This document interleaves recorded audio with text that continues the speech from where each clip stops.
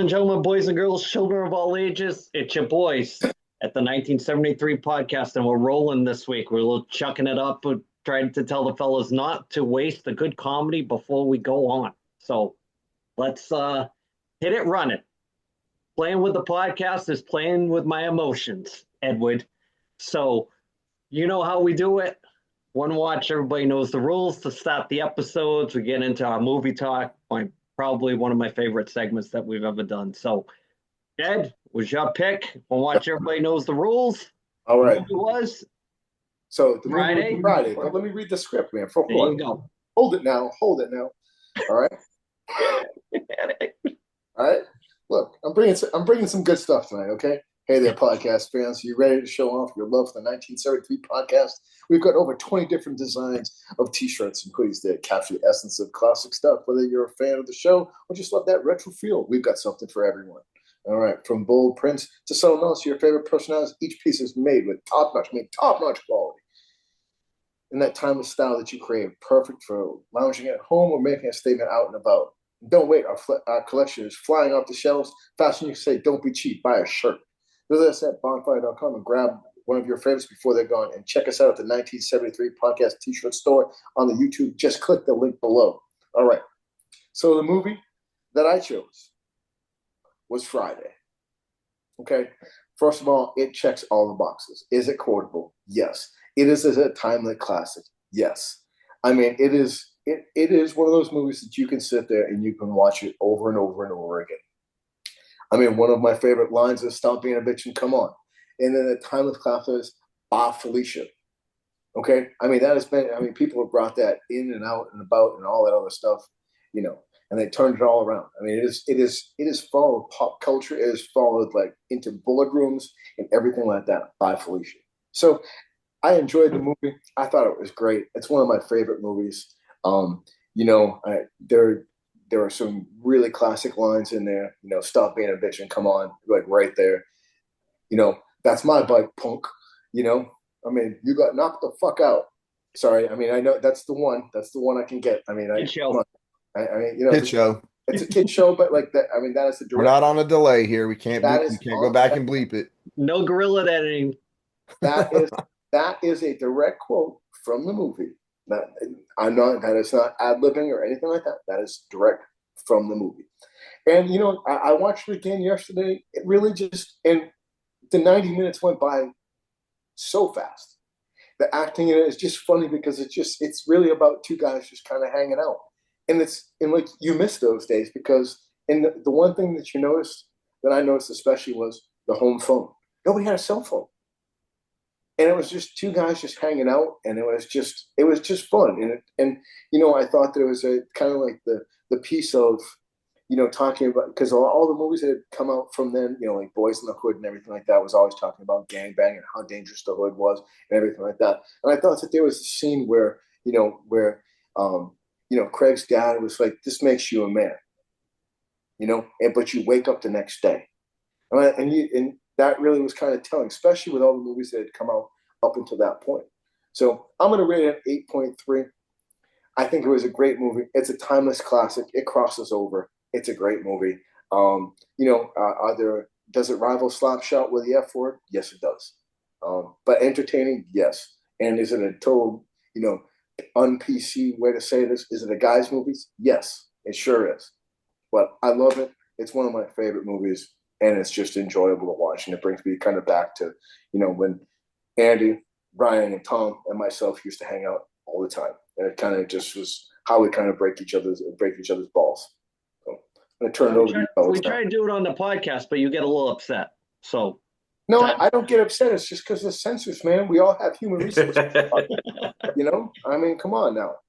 Like we all have jobs to feed ourselves. We all have you all have families, and I have myself, and I need my job because I like to hit that thermostat button, and like when it's really hot here in Florida, I click it down, and all of a sudden this magical thing turns on, and all of a sudden it's nice and cool in my apartment, or like when it's kind of chilly down here, and I in quotation fingers, and I hit that button, and it goes up, and all of a sudden the heat comes on. It's amazing, and I love it when I open up my fridge and like, oh wow, there's eggs and there's milk and butter and there's chicken and some spinach. I like that in my life. Just saying.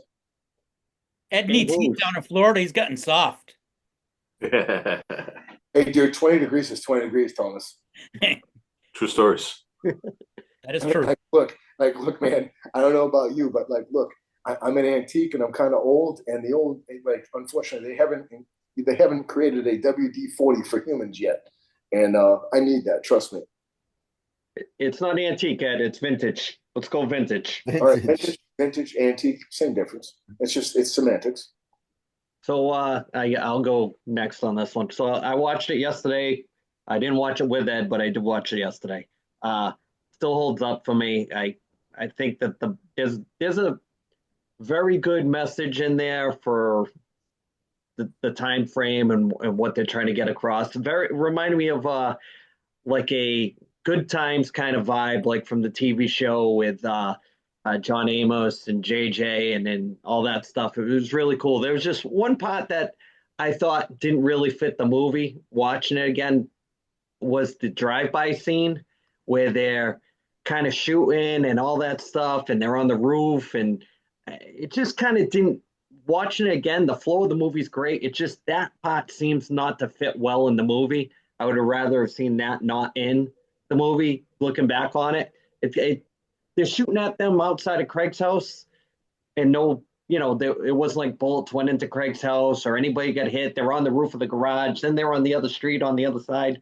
So I was a little, not that I don't love the movie because I do, but I just found that part, if it wasn't done for some kind of like maybe a death out of out of the blue, or maybe they wrote it in as possibly maybe the father gets shot or the mother gets shot or something like that, and they cut that part out or whatever. But I really enjoyed it watching it again. I thought it was great. I agree with everything Ed said about the message of sitting around like at the time where before cell phones, and the movie's kind of dated if you look at it that way.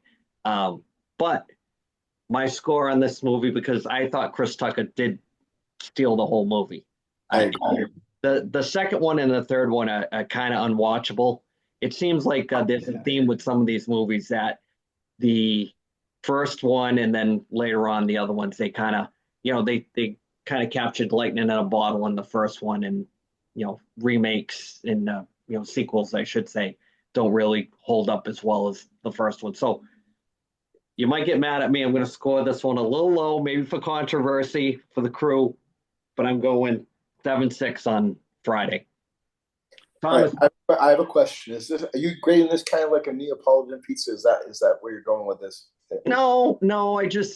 I know what we've scored before, and I'm trying to just stay in that baseline of, trying to look at everything from the collection, because we're doing a lot of movies that I, owned.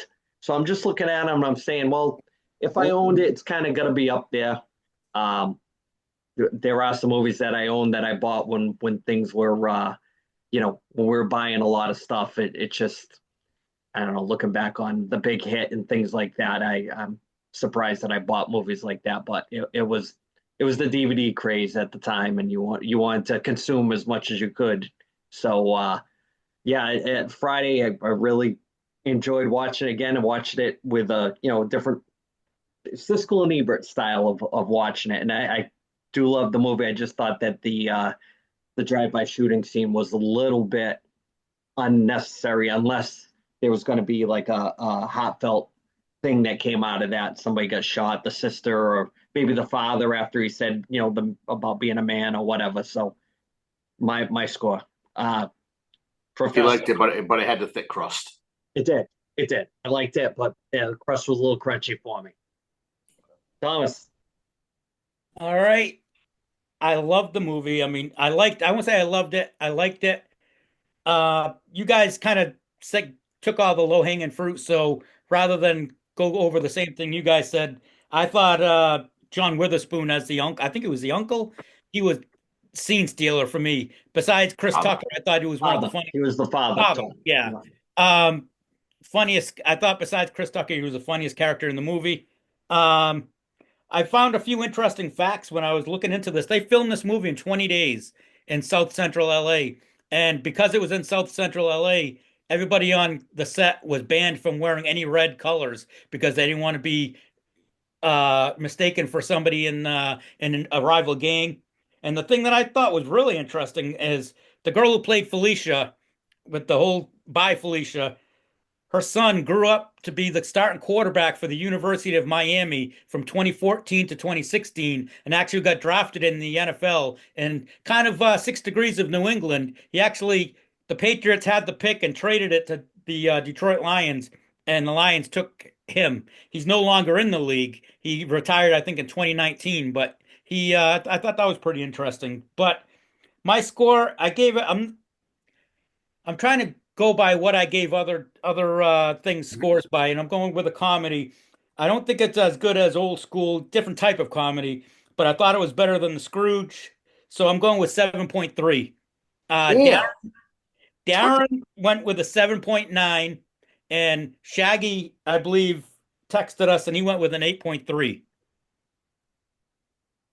All right, Phantom, what do you got? I got to boost this sucker up here, guys are killing me a little bit. Thank you, Ryan. This shit's fucking funny, boys. This is a funny movie. Yes, it is. I mean, this was pretty much the introduction of Chris Tucker. Like everybody said, he's so funny in this.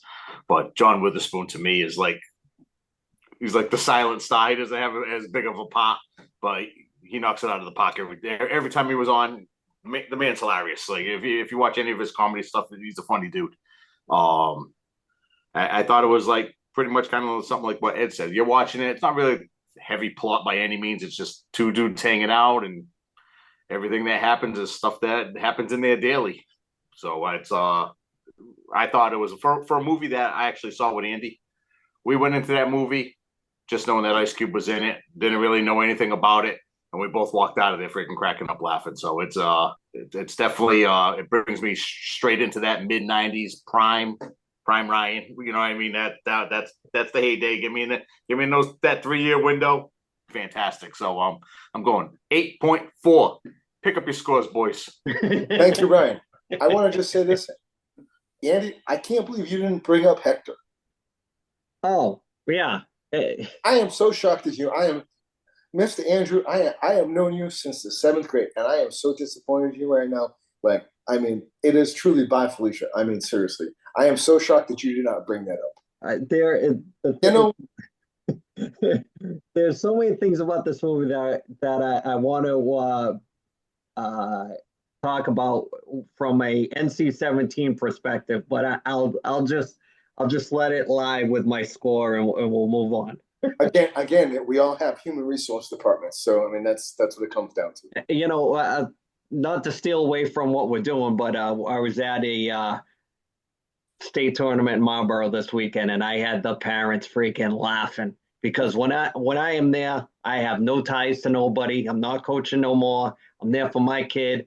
I could give two craps about your kid. Sorry, but that's just the way it is. I was just yelling random hockey cliches out there. Pucks deep, hockey ready.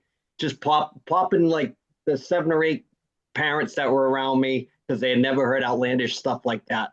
It's like when you cut the political stuff out of it and you have freedom, it's unbelievable how, you know, just being yourself and making other people laugh, and you know, maybe they want to say stuff but they don't. That's the best part about it. And this movie's kind of like that too. It's just about having fun and the one-liners, and you can the thing that cracks me up about pop culture is if you're really on the pulse of what's going on and you retain a lot of fun stuff, you can wait like 6 or 7 years and use that, and people will think it's yours. And you're just retaining stuff that you use from movies or TV or stuff like that, and they think you're the funniest person in the room, and you're really just regurgitating other people's stuff.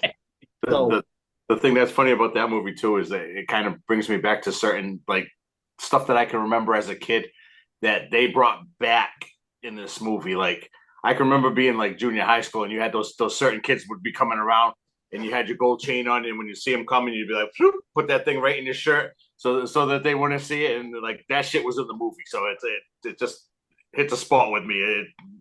It's just right there. That's growing up in where you grew up in a different, because we didn't have gold chains and we didn't have people that did that. Get a gold chain, damn it.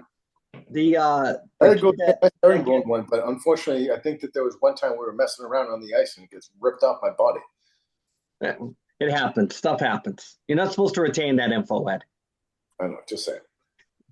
So we've kind of left Brad out here kind of hanging. That's ready to go. Brad's ready. Brad, you're the make or break of this score. We'll just have Brad, we're like Brad, we got some over here and we got some over here. Where we Too many going? people talking right now. We get one at a time, fellas. Brad, you're the man. All right. Can I go? Yes. All right. So this, hold on, wait a second. Okay. I like this movie. I don't love the movie. It's one of those period like gangster movies for me. If I had like a top 50 list of movies, it definitely makes the cut. I think if you're a film buff or movie buff, whatever is your genre of movie, this has to be added to your list. It's one of those like must watch. At some point in your life, you got to sit down and watch Friday. If I ever met somebody who said they didn't see it, I would be like, stop whatever you're doing. You got to watch this movie one time. It's a one time, got to watch it. I kind of put this movie up there with other gangster flicks. Bronx Tale, a lot of those movies, man. Donnie Brasco, Casino. I never really watched this as a comedy. I always lumped it in as like a gangster movie, and back, I guess in the 90s, all the gangster movies were like mafia, mob movies. And then like they started making these counterculture, LA gang movies like Juice and Boys in the Hood and stuff like that. So, really enjoyable movie. It is super quotable. Some about Ice Cube movies just piss me off. I don't know why. I just don't think he's a very good actor. Chris Tucker definitely peaked and stole this movie. I think Chris Tucker after this, he did what? The Fifth Element, Rush Hour, and then he went to Epstein Island and we never saw him again in another movie. So, that being said, really fun movie. You definitely got to get the boys together with like a case of beer and sit around and you can just have a riot watching this. It's a runtime of an hour 30 minutes. That is a 90-minute movie. Bring back 90-minute movies. That is the optimal runtime. Yes. No more 3-hour epics. Ain't nobody got time to watch a 3-hour movie. 90 minutes. That's what they're supposed to be. I give it a 7.5. I like it. 7.5. The Phantom is disappointed. Not my score. Oh, hey, that's honest. I like that, Brad. That's honest. Yeah, 7.5. That's respectable.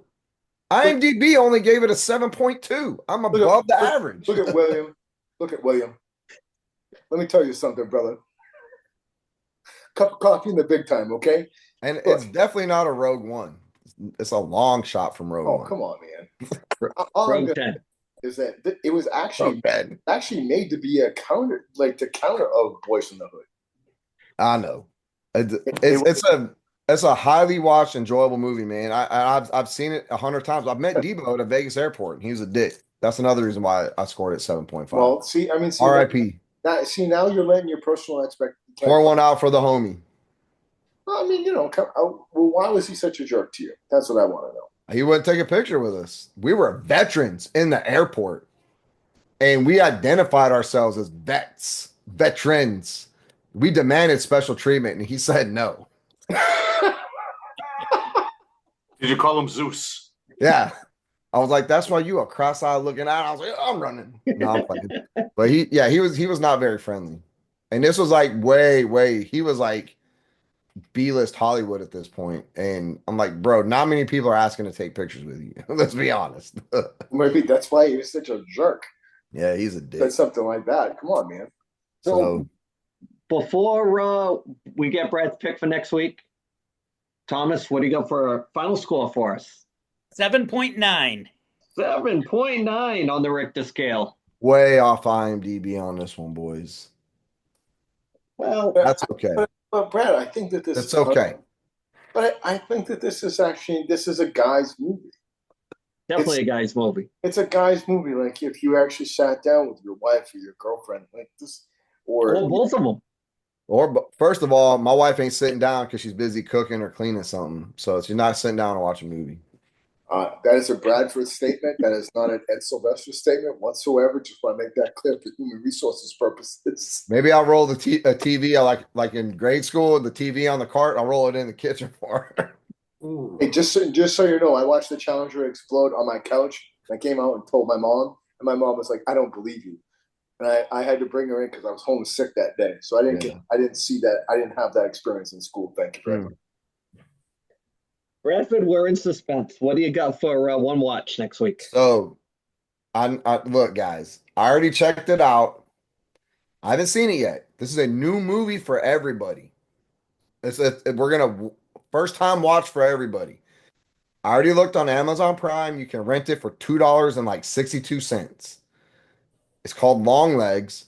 It's a Nicolas Cage movie. Have you seen it? Yep. Damn it. Okay. Well, most of us haven't. I haven't seen it yet. It's super weird, really freaky. IMDb scores it kind of low, but Rotten Tomatoes gave it a pretty high score. So, Okay. Now watch when I just watch it in one watch. Don't yep, watch it in parts because you're gonna miss the whole like yep, vibe of it. So yeah, it's definitely worth watching. That's definitely a one watch. Everybody knows the rules. Ed, you yep. got homework. $2.99 out of your piggy bank to watch Longer Legs. Long Legs, starring the thespian of the century, Sir Nicolas Cage. Yeah, you're better off Oh, you because mean Nicholas Coppola? you're better off because of the character, not saying that Nicolas Cage is even in the movie. You're Yeah, kind of ruining it already there, Brad. no, people know he's in it. So, He Bradford, he nails it. want homework Send on it you. home. Choose this movie. Why? Why? What? Why did you choose this movie? Because of I heard it's weird and I haven't seen it yet. And it's been on my list for like a year. Okay. It fits Are in you good trying with the. to algorithm? Is that what you're trying to do? Yes. All right, so homework for the next week. One watch. Get Shaggy on the phone. Tell him it's long legs. And Tom, you know what it's time for? We usually do some wrestling talk next. Yep. And Bradford, want to bring us quick up to speed on all things Road to WrestleMania. Not a lot to talk about right now, but SmackDown shared some vignettes. How do you say that word? Vignettes? Yeah. Vignettes. And everybody is thinking, one, they flashed the number 4 and like some smoke and stuff in the background. And it's already been leaked. I don't know what 4 means to Aleister Black or Malachi Black, whatever he's going by, but he's supposed to debut sometime April. Man, I saw the date, April something. 25th. What's 25th. that? 25th. But I don't know. I don't get the reference to the number 4. 4 weeks. Is that it? 4 weeks? Are they going to do 4 weeks, 3 weeks, 2 weeks? I don't know. Then there's another vignette, and it was definitely Penta's brother. So, Ray Phoenix. yeah, I think that's coming down. And then there's some real life heat, and I love this drama with Jade Cargill and the rest of the women's locker room. She has apparently been like talking shit, and Shayna Baszler like called her out on it.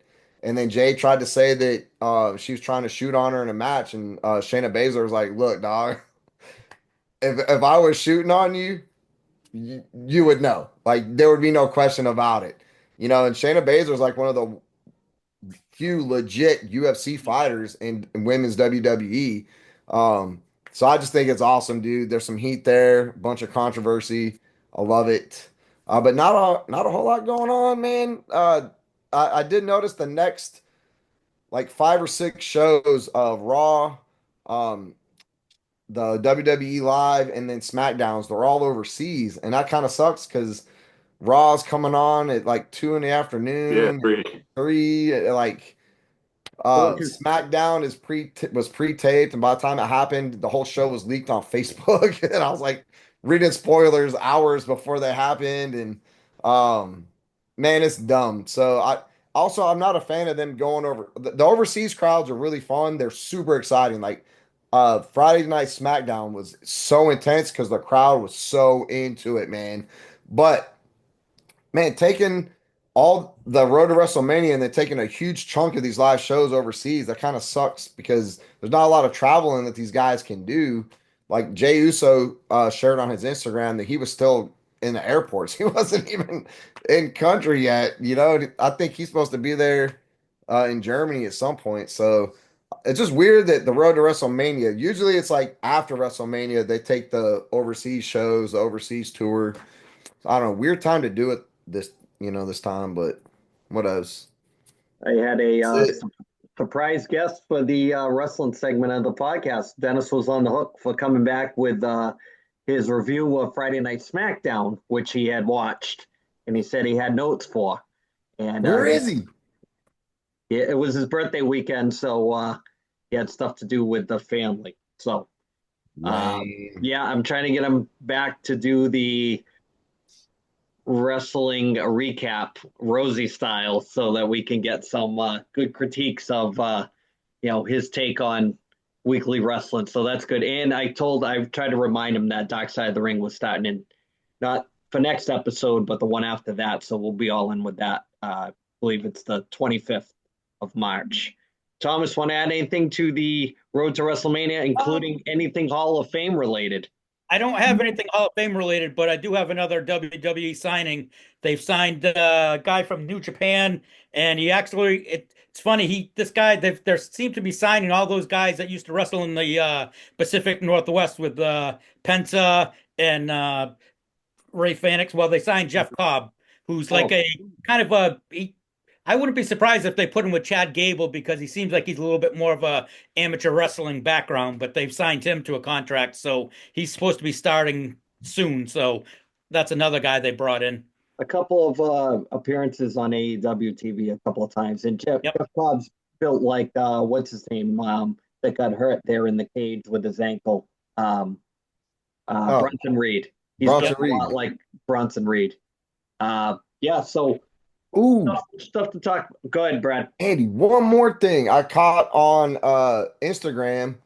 Zilla, they share I think he shared the clip of him watching Monday Night Raw, and Kofi Kingston came out, and like a fan was holding like a foam finger that was like Zilla's thing, and Kofi ripped it off and threw it down. And then Zilla just like cut a promo. Zilla Fatu cut a promo and was like, there's gonna be payback for that. But it was like shared on his own personal stuff. But I'm like, man, really random that a random kid had the Zilla foam finger at a Monday Night Raw, right? Because like if your guy's not going to be there, why do you have their foam finger? You know what I mean? And then Right. Kofi kind of came down the ramp and went straight there and yanked it off. So I don't know. Maybe that's a sign of something that's about to pop off too. So a lot of Easter eggs. So two things really quick, and I'm going to bring the Phantom in for this one because I had shared it on the Facebook page, not so much the first one. My Facebook post was I had shared the price tag that the WWE is charging for the VIP experience at the Hall of Fame. It's like $8,000, and it's just like unbelievable the amount of money that they would charge for these things when you know eh, everything's so expensive. It just who's going to pay the $8,000? And Some of the Someone people will. in the Hall of Fame probably never even made 8 grand. that's true. Yep. That's true. Somebody will pay it. Yeah, they'll have somebody pay it, and usually the people that can afford that stuff aren't the hardcore wrestling fans that would actually really Celebrities. enjoy the experience of it. So, Same as a um, Super Bowl, man. yeah, You that you Turn got it to into a you pay celebrity hangout. you pay $8,000 to go to that, whether it's that or a show. You're not going to get one of those crowds like you see in Europe. Nope. That no. thing's going to be flat. Yep, because they don't know. It's people buying the tickets that don't know.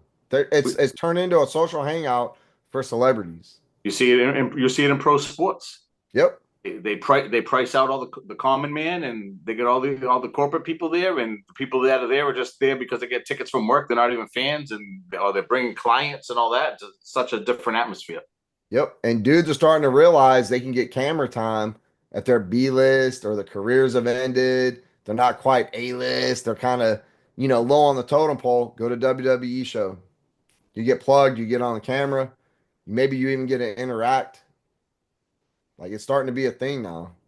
So the other thing I want to bring up, speaking of celebrities, and I'm going to drag Ed into this too. Let's talk what Bully Ray said about the receipt for Travis Scott. Phantom, let's talk. What do you think? Most of the stuff that he says, his takes are like me and him are aligned with the takes quite a bit. He pretty much said that when the receipt comes, if he was there, he would confront him about it. Like, yeah, you're bringing these guys into our world. They think that they're going to take liberties on the wrestlers because they're there on a one-off, or I don't know if they think that they can just take it, or you know what I mean. Like, I don't know if if they don't know how to pull a punch or whatever, if they're trying to make it look real, or they're just getting caught up in the moment with it. But I mean, I don't know if that. I think that black guy there's a little bit of makeup in that too. I think they're playing it up as well. Like they know he smacked him one because like, look how many times have you ever been smacked or played wrestler, took a good one to the face. You ain't getting a black guy like that. It wasn't like you punched him in the eye. It was like an open hand. So I think they're playing into it a bit. But if I'm Cody and they somehow, some way work him in, he's eating one. He's taking one in the mush for sure. So I'll die on this wrestling fan hill as long as they want to protect that business and say it's entertainment or whatever. It's still going to be legit. It's never going to be looked at more than a joke until you start pushing back a little bit. Until you start, nobody should be able to come into that world on a free ride and just be able to push one of those guys around. And what was great for letting celebrities push them around was the Big Show when they had him in WWE. They let the biggest guy in the company, one of the biggest guys ever, and you turn that guy into a joke a lot of times. So go ahead, Ryan. Look when Umaga beat the shit out of the Jackass guys. That's true. He was like, you guys ain't coming in here. I'm giving you my finisher, and you're gonna pop up and be on the mat giggling and laughing. You're gonna knock him out cold. It was Steve-O that he did it to. Yeah, so Steve-O was the one that popped up. I'll leave you with a story. So after you can talk about your wrestling days that you got knocked out in the ring, and you're not making me look bad. Ed, thoughts on celebrities coming into wrestling? Well, I mean, first and foremost, it's great for business. And that's the truth.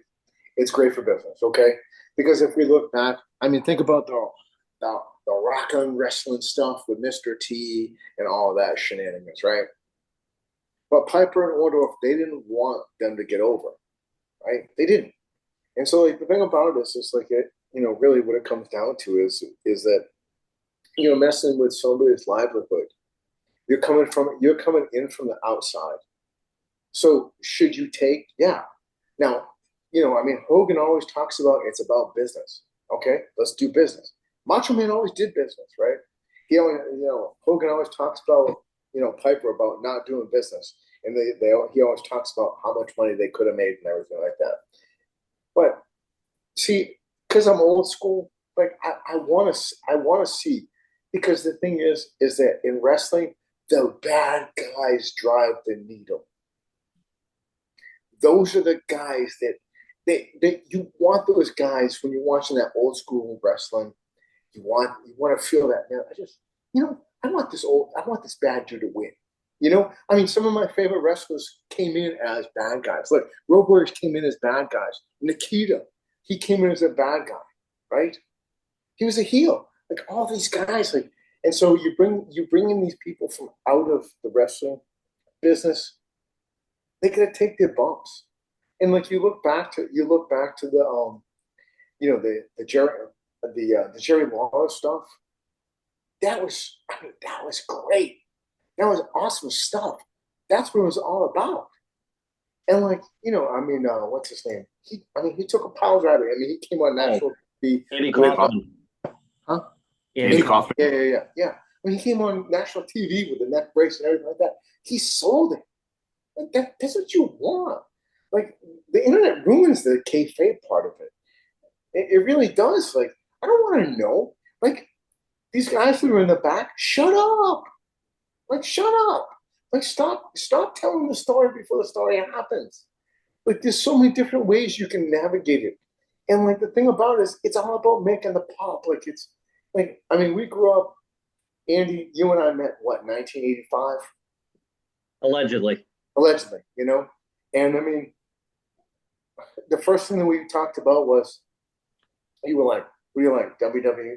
what are you like, WWF? Or you're like NWA? And I looked at you and I said, well, I watch more WWF because that's more on TV, but I like the Superstation. And you pretty much looked at me in Mrs. LeBank's class, and we can now be friends.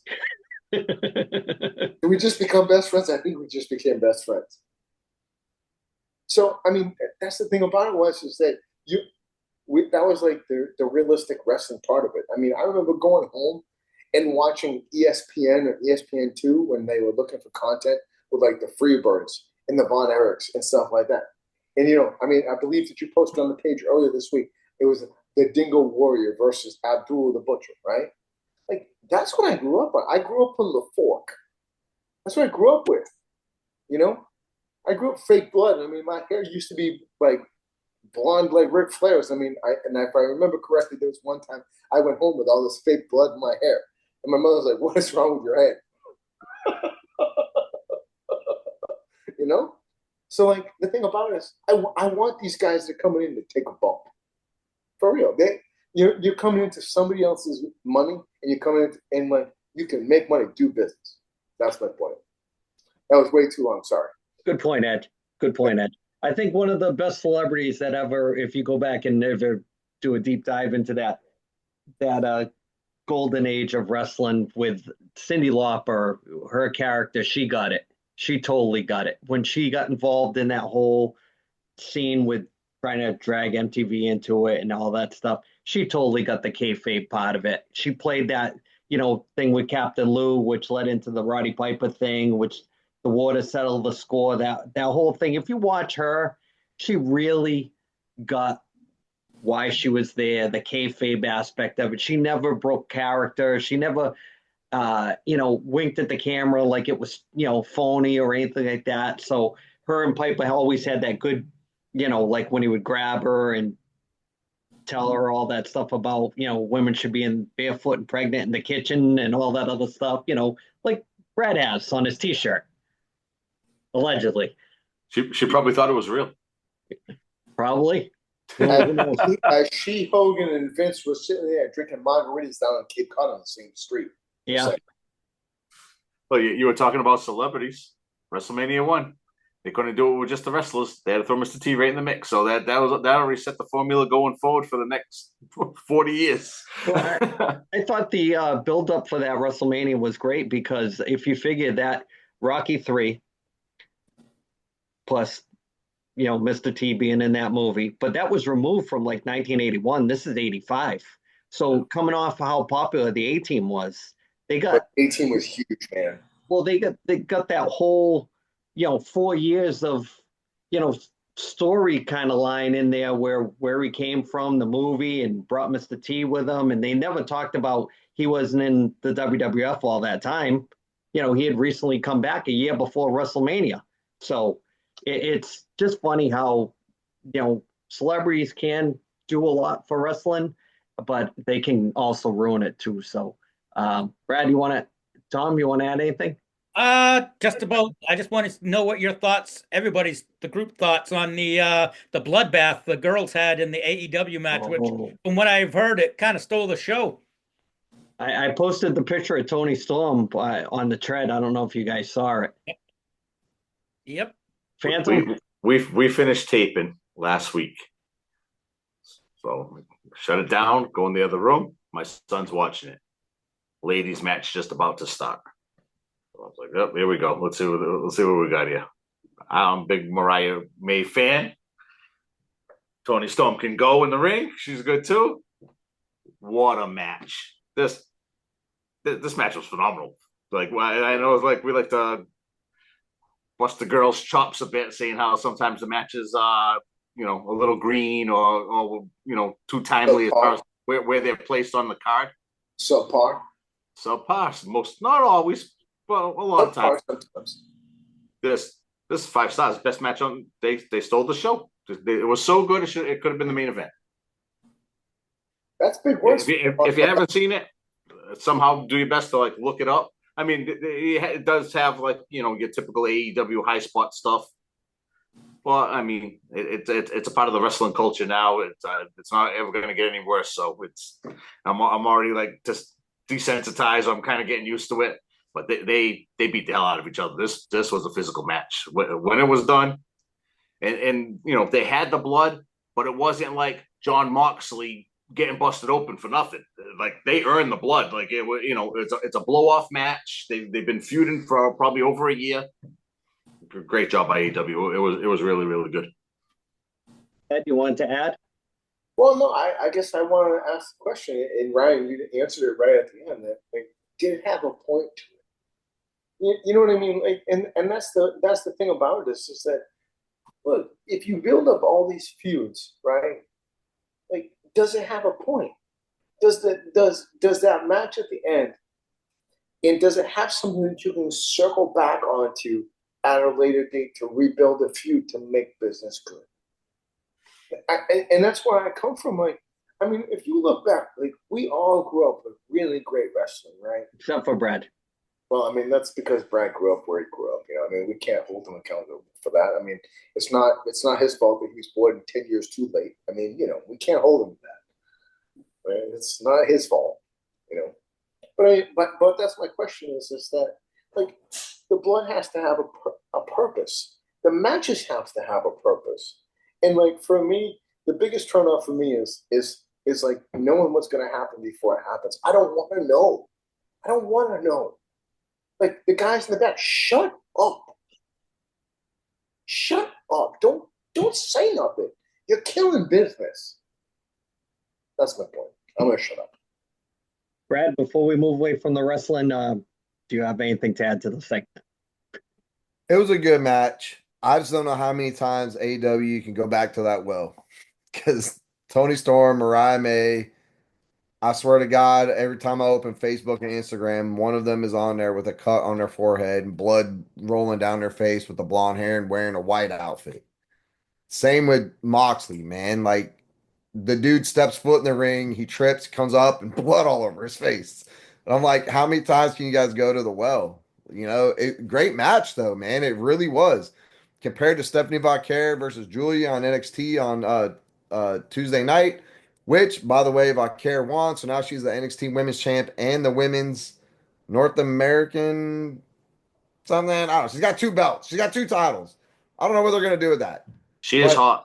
I will say, if there was a woman in the industry who's going to have the hips and the glutes and the quad stability to wear 2 belts, 2 titles at the same time, it's Stephanie Vaquer.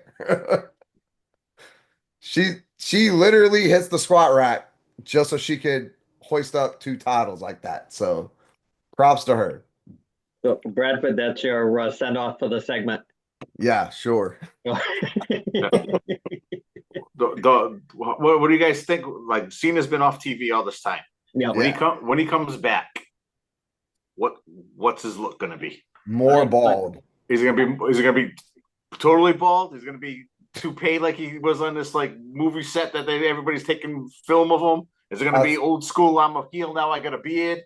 Hulk Hogan. I saw some shit. He had like a mustache and a goatee. Yeah, I'm like, I saw one where he had like kind of like a big gray goatee. It actually looked way better on than it does. You know what we need to do? Instead of watching like every episode of Dark Side, what was that freaking show on E? There was John Cena being an absolute menace while he was dating Nikki Bella. Oh, that was the Bella show there.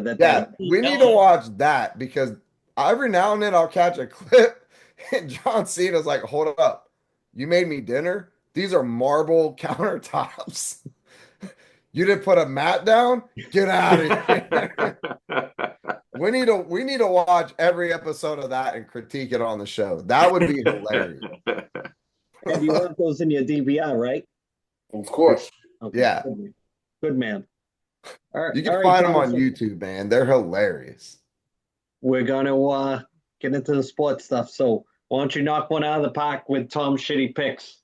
All righty. Tom's Shitty Picks is brought to you by Brock Street Brewing Company, located at 244 Brock Street South in Whitby, Ontario. Everything's brewed in-house, including their hard iced teas, their beers, vodka sodas, and their hard seltzers. So if you're in the Whitby area, go check them out and tell them the 1973 podcast sent you. Yeah, don't be cheap. Buy a beer.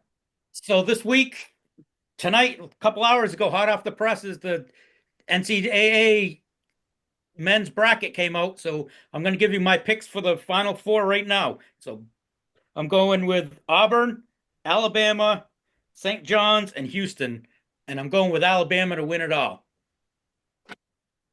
Are you talking about football for half of the bracket? No way. Basketball, baby. Expand your horizons, Ed. Basketball? What's that? Is that the ball that you go to? Well, Tom, you did a good segue there because Scotty said more basketball. So you used Broad Street Brewery, sponsorship for some basketball Yeah, talk. of course. Do we have a record for the Celtics, Thomas? No, we don't. Okay. Okay. Yep. We'll just keep it like that. We'll keep it like that. They are they've got the third best record in basketball. I will say that. Speaking of basketball, there was some NFL moves, right? Well, right there for the past 15 seconds, that's more basketball talk than what we normally have. So we're doing well for us one. Yes, we are. Is Aaron Rodgers on the Brett Favre tour? Is he going to go Green Bay, Jets, Vikings? I hope so, buddy. That's so bad. It's like, you can't make this shit up. I hope so. There's no better fit than him going to Minnesota. It's got to be Minnesota. I don't know, man. He followed up Wilson and actually did worse than Wilson. He's actually going to go to a team that was like that actually had a good record. That they're going to walk away. They're going to walk away from their starter and bring him in. Yep. I need a GM job somewhere, please. Somebody give me a call. I need money. Well, sorry, I think both you and Brad should be the GM and the assistant GM. You guys can fight over the title and go to Dallas. Don't even get me started on that. No, bargain bin. He still makes too much money to go to Dallas. Bargain bin, dumpster diving our free agent picks. I want to know what you guys think about the Twitter war with Dexter Lawrence and Micah. I thought Lawrence kind of won that one with his last comment, but D-Law and Micah, I mean, they've been beat. The thing is, people on the outside think that beef just started. They've been beefing since the day Micah Parsons got on the field. And it's because Micah Parsons played defensive end better than DeMarcus Lawrence did. And Micah Parsons was supposed to play linebacker. So, I don't know. Any kind of heat is fun, though. Any kind of heat. So, who do you guys think won the first week of free agency? Personally, I think the Bears. They weren't really sexy with their picks, but they got 3 new starting offensive linemen for Caleb Williams and 3 new defensive linemen. Probably 2 of them will start. So I think with the weapons they had and with Minnesota's quarterback kind of up in the air, Green Bay, you never know how they're going to do. Do you think they win the division now or at least fight for the playoff spot? No, I think Vegas won the free agency with Pete Carroll as the head coach. I mean, the thing about it is that you bring in Pete Carroll. Like, look, he coached for the Patriots, and there were a lot of issues in the front office with Bonnie Greer. Why that turned into such a problem was not because of Pete Carroll. Because Pete Carroll, no matter where he's gone, he's had winning seasons. Whether you agree with what he did at USC and whatnot, that's what he was given, and he turned that around, and he won a Super Bowl. And the thing about it is like if you look at it is that Bill Belichick and Matt Patricia, they baited them into throwing that pass when they had the best running back in short yardage situations during the Super Bowl. So quite frankly, I think the Raiders won everything. Did you really win if you get Geno Smith as your quarterback, though? But here's the thing. But this is Thomas. I'm going to. He's better than anything they've had. They're from Gardner Minshew to Geno, so I mean. But Thomas, my question is that did they actually protect Geno Smith? He didn't have a good offensive line in Seattle. They didn't really. When he first got there, they ran the ball more than they. Right.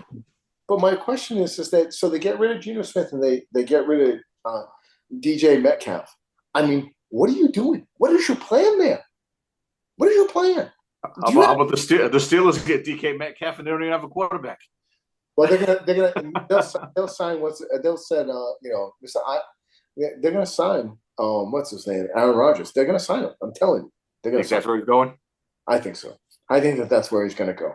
I mean, it makes sense. I mean, because the thing about it is that if you look at Aaron Rodgers' last 9 games, he played great. He really played really good on a really crappy team with, an interim head coach. You had, and that the Jets franchise is such a freaking dysfunctional place to be, you know. And the thing about it is, if you look at his stats the last 9 games, Aaron Rodgers played really, really well. He didn't play bad. I mean, he just played for a bad team. Like, there was bad leadership. Only took him half a year to warm up. But But Tom, think about this. I mean, on exception of Brad, who can, because Brad's 10 years younger than we are. But think about this. It takes a while for the 4 of us to warm up a bit. yes, but we're not getting paid $20 million to. It doesn't matter. Like, you tear your Achilles and like you try to get out on that turf, and you get out there with them. I ask you that question. I'm being He serious. should have just hit the old ayahuasca and then gone out, and he would have played just fine. But he did, and that's why he Not enough ayahuasca in a season. That's where Aaron Rodgers failed. Hey, I'm telling you, He would have played like the man in the black cat was chasing him on the field. He would have been lights out. lights out, baby. I want to see him go to Pittsburgh just so Mike Tomlin can fucking strangle him, because those two will not they will not make a full season together. I thought I saw actually he's supposed to the Giants are in the running. Why would he ever want to go to the Giants? The Giants are the biggest dumpster fire. I mean, they're worse than the Cowboys.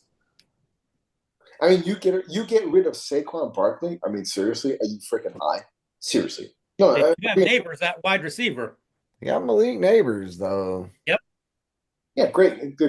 That's great that the Giants have a great defensive line, but that's it. What else you got? They got that Italian guy, hey, that plays quarterback. Tommy DeVito. I mean, come on, guys. I mean, seriously now. I mean, I think that the Bills made a pretty good splash.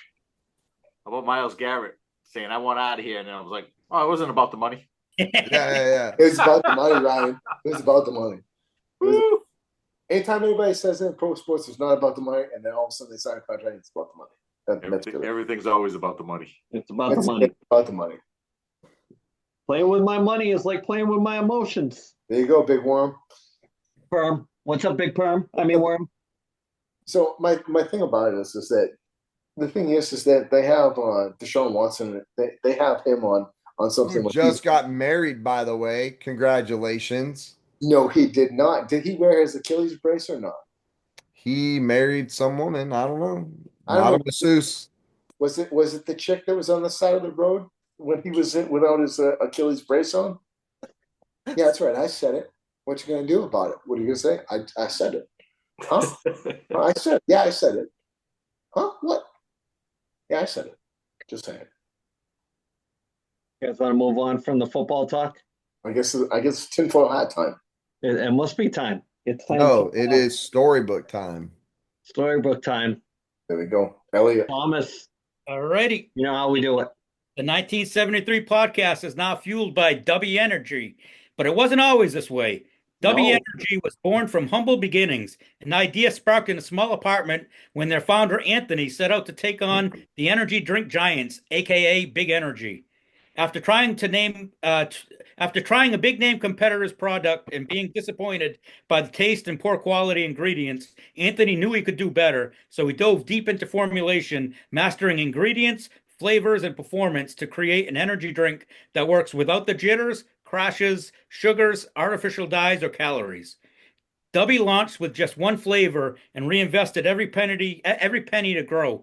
Now we've crafted 15 plus custom-made flavors enjoyed by thousands of loyal customers every month.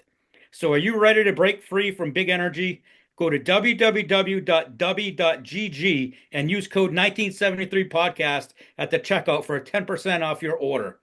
W Energy, no jitters, no crash, just pure focus. Now back to the 1973 podcast. Bradford, are you ready to put on your Reynolds wrap. Yes. I just want to say whether I'm reading Loving Elliot, a fitting tribute to Undying Love by Andy Clark, or whether I'm researching conspiracy theories for the show, W Energy gets me pumped, gets me hype.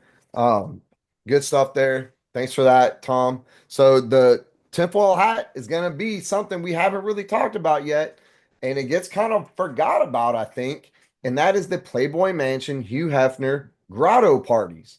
Like, let's talk about this because this was like pre Epstein, pre Diddy party, but the same shit was going on. There were tunnels under the Playboy Mansion, there were tunnels under Diddy's mansion. They were running people back and forth under the Playboy Mansion. I mean, there were tunnels big enough for cars. So they were driving people secretly through these neighborhoods in Hollywood underground Bill Cosby? to get back and forth to these Playboy mansions, these mansion parties. So let's talk about who attended these Playboy mansion parties. Bill Cosby, known essayer, right? Kevin Spacey, known essayer. You guys know what I mean when I say essayer? I can't say the word because we'll get shadow banned. And I don't understand what that Woody Allen, known essayer. Leonardo DiCaprio likes to date women like in their teens and their 20s, even though he's, my age. 18s? Yeah. Quentin Tarantino, another known Hollywood essayer. And then you look at this list and went to the Playboy Mansion at those parties. Guess what other parties they went to? Those same people went to Epstein's Island. No. Those same people went to freaking Diddy parties, man. Like, you should be able to make a list of the Playboy Mansion, Epstein, and Diddy and cross-reference those three parties. And if there's a name or names on all three of those, the FBI should definitely be investigating. You know what I'm saying?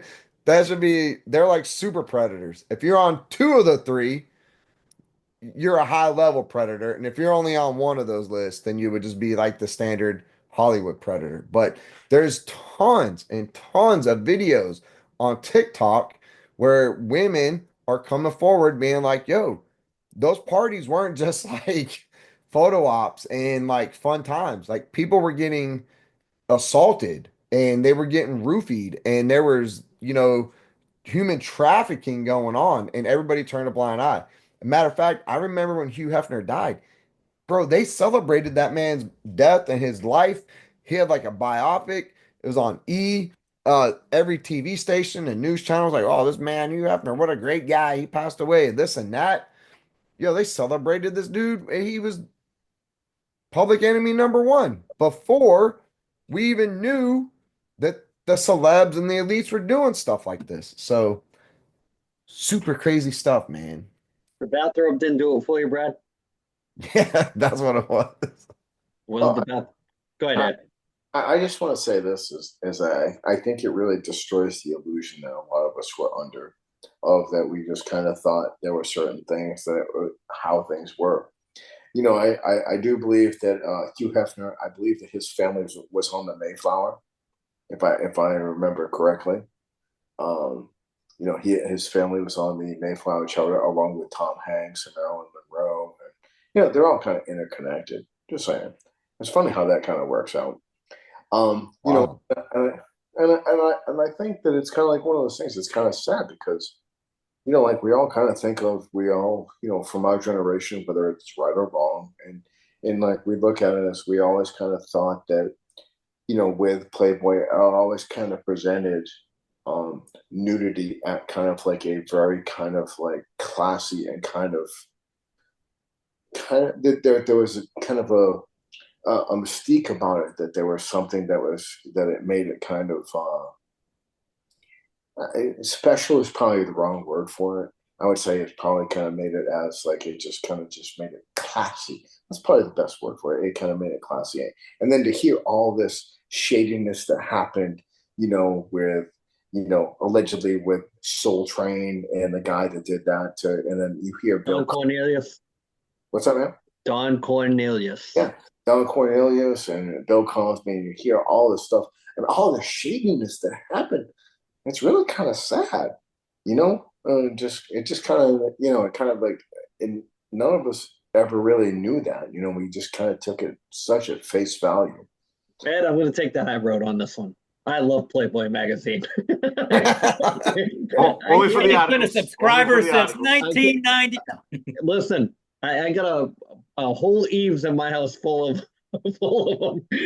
Still sitting there. There was it was a generational thing. You grew up in an age of innocence where there's no cell phones, and if you were a young kid, I mean, the only way you were seeing anything like that is if you stumbled across it. There was no going on your phone. Everything was innocent. They made movies about it. People have written songs about it. The only way that you end up getting to that next thing of the age of innocence is, you found one in the woods with your buddies when you were riding bikes or something like that, stuff that you weren't allowed to see. That's the thing I think of when you, for all the Or Elvis bucks your friend's house. even before that, that's a one-off.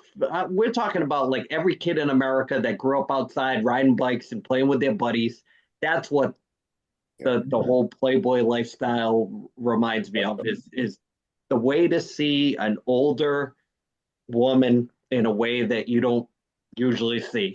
And then you're like, well, I know what you like, and this is what it is. And so the whole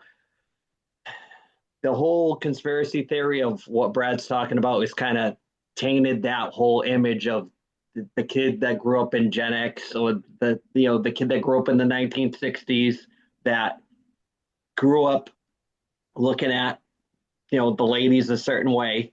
And I think it's all ruined after the fact that Hugh Hefner passed away. So it's unfortunate that that's what was going on. But as a kid, into being a young guy, that's never ever thought you just thought that was the creme de la creme of stuff to look at, or aspire to want to find. I will say, I'm trying to tiptoe around the correct words on this one. Phantom, you want to add to it? I do. It's story time with the Phantom. I know what you're gonna say. So, as a young man, I often frequented many places with Mr. Andrew and friends, but we were led by Andy's father, who was driving us all around Massachusetts to card shows, flea markets, and Rhode Island. Also Rhode Island, Raynham, you name it. So we go to one of these flea markets. We're walking around, and so we used to go to them to pretty much to buy cards. We'll go over there, look at the hockey cards or whatever. So we're looking at these tables, and me, Andy, and a friend of ours, a kid named Matt, happen to be with us. And I come across this table, and underneath, the guy has a whole tote full of Playboys. Huge. So I spot it, and I'm like, hey, dude, this guy's got fucking magazines down here. So it's like in the open. We go down, start flipping through the pages a little bit. I said to the guy, hey, how much for this tote? The guy sells us the whole tote for like $2. They had like 18 Playboys in it. So we got him. How old were we? Like 16? So we're walking around with it. It didn't have a cover, so we got the tote. We're walking with it like this, going through the thing, and we're waiting to see Andy's father. So he comes up. He's like, "Oh, you guys all set?" And it's like, "Look what we bought!"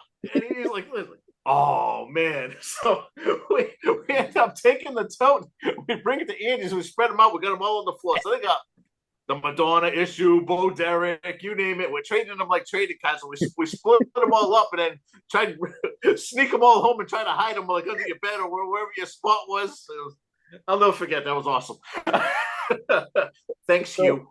So the nuance of things like that is kind of what I was talking about. Just you're innocent. You know what you like, and you strike gold at times with certain things, and it's sad that the whole thing was just an undercover, as Brad would say, psyop. Well, you kind of think about it, and it's like, so you mean to tell me The guy that walked around with a bathrobe all the time, that was known for putting young girls naked in a magazine and then trying to say that the articles was good was the reason why you were watching it, isn't a stand-up guy? I think he pretty much told everybody what he was. The professor, you want to add to this? It's stuff like that is so rampant in Hollywood, and it's all starting to come out now. You just had Ione Skye come out. She's writing a book, and she just came out in the book, and I guess she's on talk shows talking about it. And I guess she had an abortion. She had sex with Anthony Kiedis, and she was only, I think, 16 years old at the time. So he paid for her to have an abortion. But there's all kinds of stories about him. I mean, he has it out in the open. He put it in his book about how he had sex with underage girls when he was on heroin. So it's more and more coming out with more and more people. Bradford, do you want to put a period at the end of the sentence for the tinfoil hat? Bro, even Steven Tyler wrote his book and admitted to buying a 13-year-old girl from the parents. It took her on tour, like, and everybody was okay with it. Freaking weird, man. Yeah, if you look at some of the songs, they were written about, Yeah, underage stuff. So yeah, weird. 17, man. Yeah, weird. yeah, well, Winger, right? Yeah. Yeah, super. Elvis Presley. Who's that? Who's that dude that played the piano? Great Balls of Fire. Jerry Lee Jerry Lewis. Jerry Jerry Lewis. Lee Lewis. Yeah, another one. I mean, Bob Joyce, just go to his choice church, Brad. Go to Bob Joyce's church, man. Weird. Bunch of weirdos, man. I mean, Bob Joyce's church in Tennessee, baby. Yeah. Isn't it ironic that Priscilla was there and no sharks with lasers, but same guitar? Just saying. It's weird. Speaking of that stuff, just to get off of the tinfoil hat before we wrap this up, Brad, you watch Wrap Righteous Gemstones. I've heard of it. I've watched a few episodes, but I got to sit down, bro. I have so many shows I need to watch. Dude, you got to watch that. The thing is, I have a list of shows, but I can't get to them because I'm on this thing called the 1973 podcast that requires I watch other movies and shows for content. You sound just like Ed when you say that stuff. I can't. I don't want to hear anymore. I can't. That's not Okay, I'll just tell Elon Musk. Why are you tossing this stuff on me there? Look, when Elon asks for my 5 bullet points, I'm gonna be like, hold up, Emperor Elon. Andy was first. He said I gotta watch these shows at work because it's the only time I have to do it. At work. Self-incriminating. I love it. Yeah. Almost. I believe I have a 92% occupancy rating here. Okay? Well, Call me out on this? you got to work on that. You got me beat. Mr. Clark. You should be 100% occupancy rate. Hey. 92 is rookie numbers. I don't know. I believe that we have some. You got to pump those numbers up, baby. Hey. Look at you. Look at here, William. Hey, listen here, Ed. Why don't you start with the shout out, seeing that you have the floor? I'll have the floor then. Well, first and foremost, I'd like to say thank you very much. It has been exactly a year since my going away party from the old great state of the landmass. So I'd like to say thank you very much to those people, being Tim, Erica, Peggy, and Alex. Very much. I really appreciate the fact that you guys set me off in style. I greatly appreciate it. So thank you. Ed, you can't mention anybody that doesn't watch the show. They actually watch the show. Okay, good. They Good. do. We like to hear that. Solid numbers. And then lastly, I'd like to give a shout out to Lee. Fuck cancer. And stage 4 throat cancer. And a fucking really shitty thing. So fuck cancer, man. Tom, you got to finish. You got to. Thanks, man. Make me follow that up. Yeah. Yeah. Quick shout out to our #1 fan, Darren. He did the New Bedford half marathon today. He did it in 1 hour and 54 minutes. Hell yeah, Darren. At the time, yeah. when he texted me, he said he was 20th in the 50 and over age bracket out of 200 runners. So good job, Darren. Yeah, awesome. I told him I don't know if you saw her on the YouTube channel. He had posted that, and I told him that we would mention it during the shout out. So go get it, Darren. Bradford, what do you got? Oh, what do I have? Buddies, do you know what today is? No. It's March 16th. It is officially Austin 316 Day. Can I get a hell yeah? Oh yeah. Phantom.